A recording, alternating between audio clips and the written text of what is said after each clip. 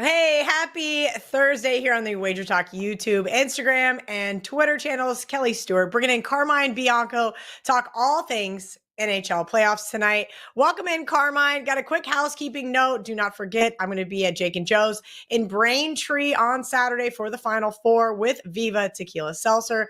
Come in, hang out if you're in the area. We're going to have ourselves some Vivas. Carmine, let's just get right into it. This is the last day of the regular season for the NHL. So we've got a lot of homework to do, and you're going to help us out. Guys, if you have a question for Carmine, make sure you drop it in the chat, because last night's chat was pretty boring. I called the show early. You guys were pretty quiet. Well, the season ends on April the 18th. That's the end of the regular season. And the last 4 days, it's going to be like decision day, 4 days in a row. They're the last 4 days of the NHL season, the Monday to Thursday. There are so many games that are going to decide playoff spots. It's gonna be great. It literally is. Each night is like I hate to put it in basketball terms, Kelly, but each night is going to be like a March Madness Final Four. Literally, one team is going to get into the playoffs. One team's going to get eliminated. The way the rest of the season is shaping up, that's how it's looking, with so many races and so many teams trying to get in and teams looking to stay in. But the last 4 days are going to be absolutely wild. Sorry, I'm looking at the programming note from our producer, and he said, Carmine, would you like to come on Thursday to talk the end of the regular season? So I just assumed those two things were together. Not going to lie, Carmine, I might have watched about 5 hockey games thus far this year. I'm excited for the playoffs, and I know you're going to get us ready for them. A couple of quick notes I have here, and what I want to talk about is what we should be looking at going into the playoffs. So, let's set the scene before we get into the teams we're looking to bet on. Let's look at what kind of teams we're looking for and who you think can actually go on big runs here. Maybe spring an upset or two. Yeah, let's look at a couple teams. I think a team that's set to make a run. Coming into the season, I thought the two best teams in the league, or teams that would eventually rise to the top, were the Dallas Stars and the Carolina Hurricanes. And the Dallas Stars are sitting atop the West right now, 105 points. 1 point away from the New York Rangers, who are in the East for the President's Trophy, and that's a futures we're going to talk about in a second. And then Carolina, they started miserably at the beginning of the season. They couldn't play defense. They were allowing a ton of goals. They had obviously injuries to their best goalie, Freddie Anderson, um, uh, who was left out of the lineup because he had blood clotting problems. And so the team elected to shelve him for about 4 or 5 months. He only came back about a month and a half ago. But they're the cream that's rising to the top as well too right now. They're at 101 points, 5 back of the Rangers, who have been good from start to finish. But I think Carolina is built with the moves they made in the offseason, bringing some defensemen like Orlov, and the moves they made at the trade deadline and picking up from Pittsburgh, Gunsel. They are a very good team, and especially if they can somehow manage to get home ice throughout the playoffs, or at least until the Eastern Conference Finals, should they, let's say, meet um, um, the Rangers, which would probably happen in the semifinals. They're going to be awfully tough to beat. This is a very good Hurricanes team. I know a lot of people aren't convinced that Rod Brind'Amour, their coach, is the guy who get them to the next level, but I think he is. So I think they're best set up, the Carolina Hurricanes, to make a run at the Stanley Cup. A sleeper, and it's tough to call a team that has won the Stanley Cup twice in the last 4 years as a sleeper, but the Tampa Bay Lightning. Normally, the Tampa Bay Lightning, Kelly, are locked up as far as a playoff spot going into the final month of the season. But this is a Tampa team that struggled at times, and they've had to do what Florida did last year, which is play the last month like it's the playoffs, to secure enough points to make sure they're not going into that final week of the season trying to avoid not making the playoffs. And they're playing some fantastic hockey. They were 9-2-1 going into their last game against Toronto. Went to Toronto, completely dominated the Leafs, and now they're 10-2-1 and in a very good spot. Average age of this team, 29 years old, so they're not an old team. Pittsburgh, 31 and a half, is the oldest team. And Tampa Bay, I think they're the this year they're the version of last year's Florida Panthers, who springboarded the final 30 days, a very good run into the playoffs, and then knocked off teams. And they have so much playoff experience and Stanley Cup experience on that team, Kelly. I think they make a very good run, and you can get a very good price on them to do so. Yeah, the Lightning were so fun my first year living in Florida, getting their second Stanley Cup. I really enjoyed watching that. Then the next year they lost to Colorado. Let's see if they can't make a run here, Carmine. Really quickly, promo code CARM30 is going to get you $30 off a 7-day all access pass from Carmine Bianco. And we have a question from YouTube. Let's see what Vegas DJ has to say. Do you think my Golden Knights could be sneaky in the playoffs? Carmine, I've got your list here. And oh boy, the Golden Knights are not on it. Yeah, well, they're not on my. We're going to go through like power rankings in a second of top 5 teams, and these are 5 teams. I don't want to trigger anybody.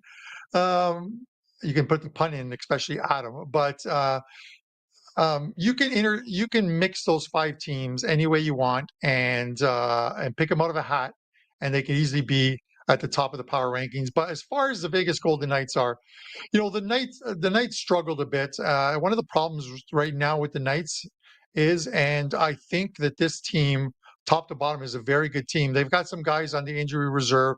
Obviously, Mark Stone is a big miss.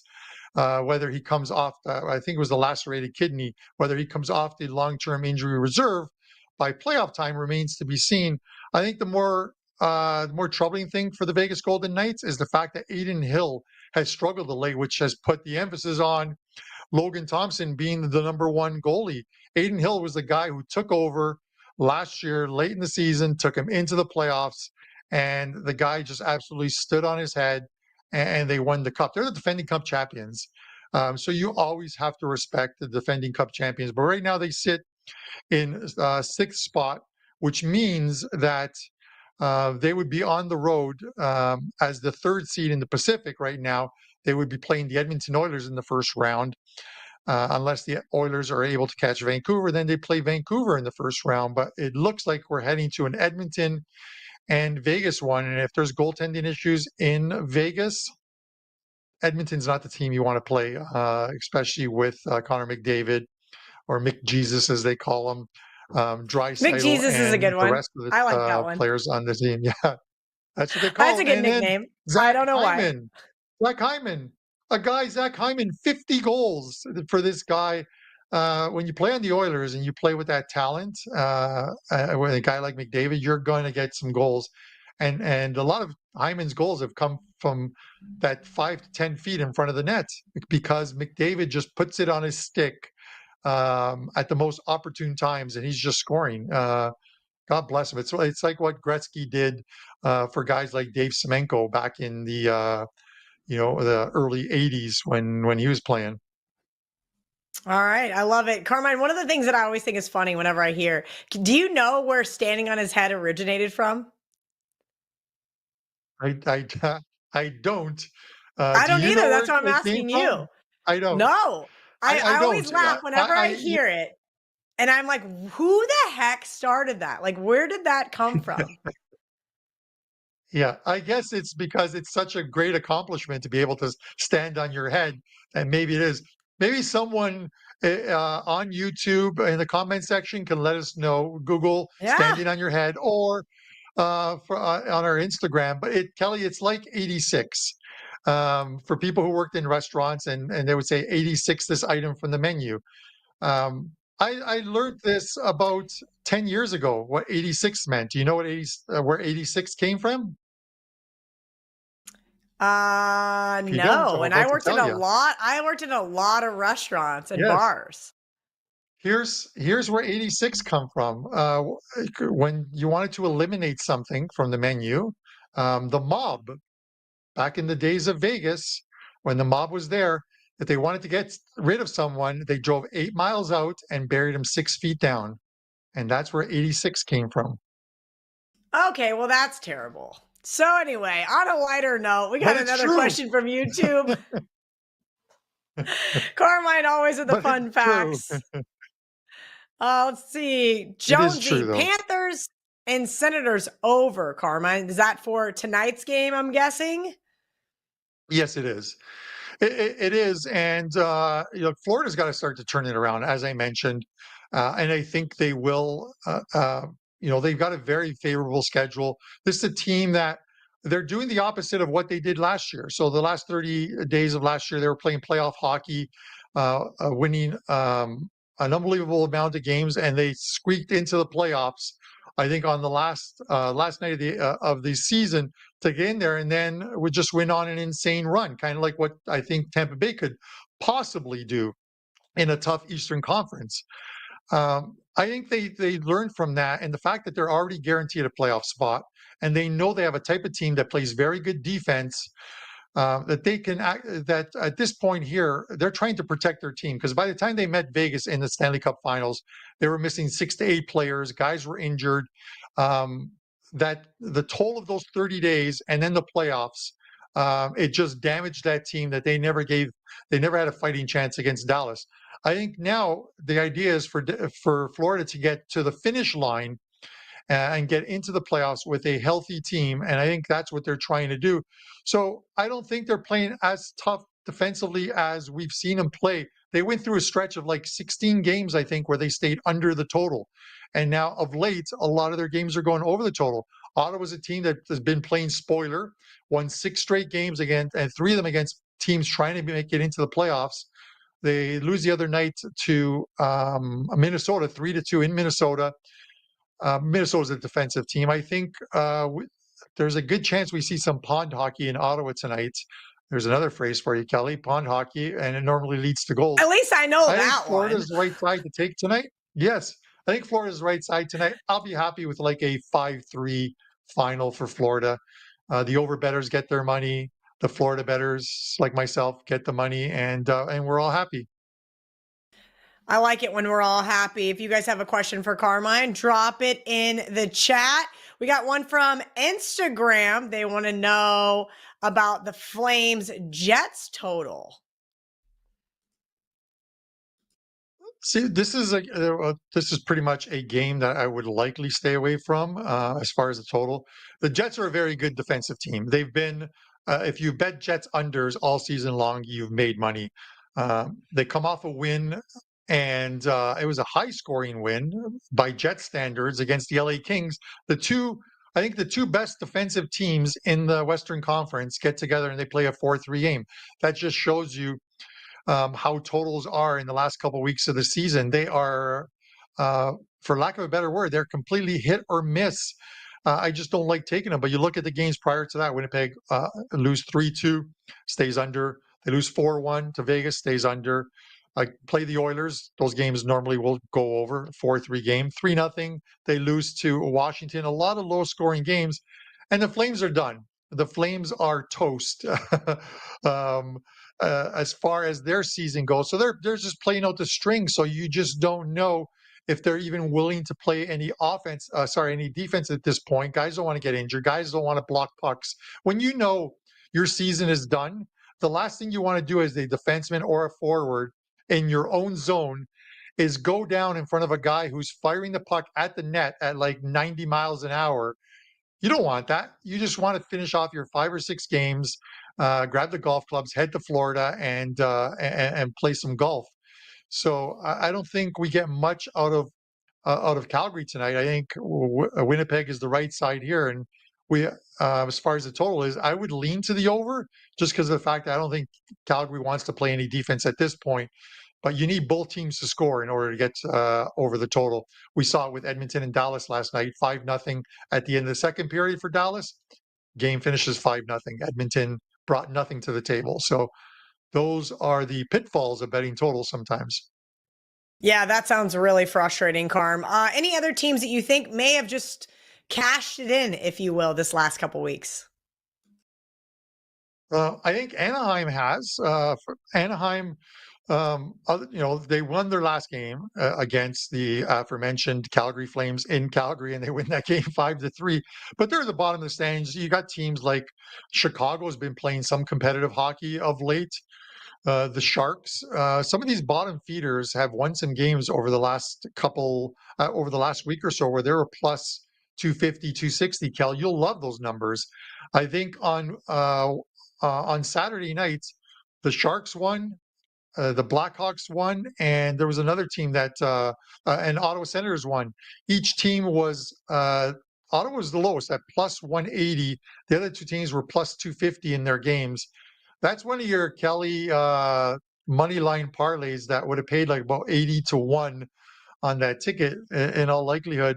Other teams that have given it up, it seems like the Philadelphia Flyers have given it up, even though they're in a playoff spot right now. They just can't get out of their own way. They're losing games and they're losing them at big clips right now. But at some point, they're going to turn it around. It is tough to fade some of these lower. It's tough to fade the bottom feeders because of the prices that you have to lay. So taking a dog every once in a while is not a bad option. Do you want me We to go got into my another top question. five, Kel? Yeah, let Sure, me go get this ahead. last question from YouTube, and then we'll get into your top five. You cannot end the show without your patented shots on goal prop for the day, Carm. Ooh, okay. You caught me for a loop on that one, guys. Um, it is tough because I always tend to look at what team allows a lot of shots on goal. And when you look at teams, you look at teams like the San Jose Sharks, who allow a lot of shots on goal. And they're obviously in LA tonight. They're playing the Kings, but the Kings are on the second of a back-to-back. So you look at some. I would normally look at Kings players at home because it's still a very important game. Important game for them. But they're getting overpriced, and it's because of the amount of shots on goal that these teams allow. You have a guy like Trevor Moore. His price should be over 2.5 shots on goal minus 120. But places like DK are making you pay 166 on that.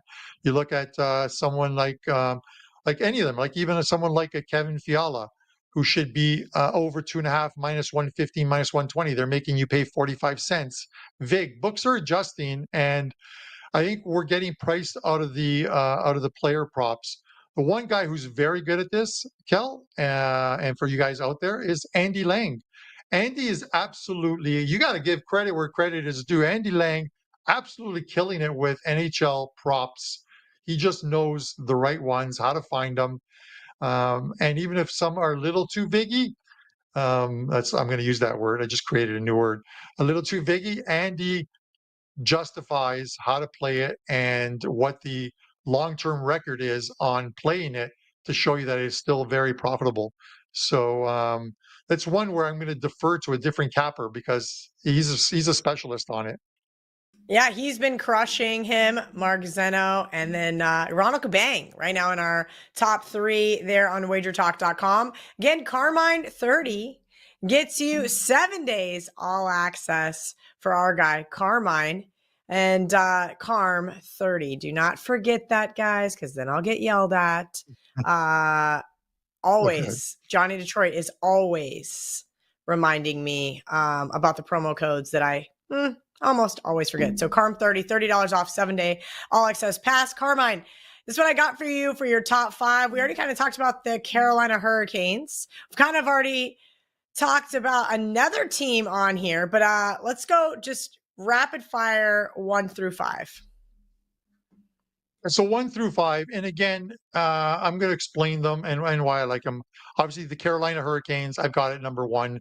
But these are interchangeable. So please don't get triggered by these, especially if your team is not on this list or farther down on this list. Carolina, I think, as we're heading into the playoffs, are playing extremely well right now. Big game for them tonight against the Bruins as well, too. They'll face the Bruins in 2 of their next 3. So we're going to see probably a preview of a playoff meeting. It could very well be a conference finals meeting. Carolina right now, I think they're built for the playoffs. I've got them at number 1. Dallas, a team that I think quite possibly is the best team in the NHL right now. A very good goaltending from Jake Ottinger.